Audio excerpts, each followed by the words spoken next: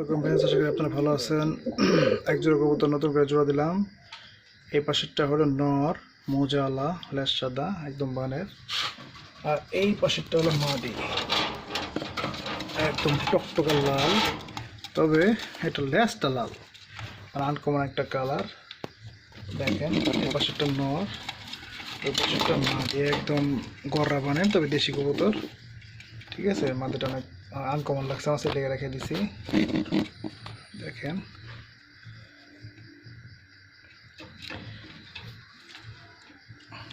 ঠিক আছে, ওইটা হলো মাদি, একদম টকটকা লাল,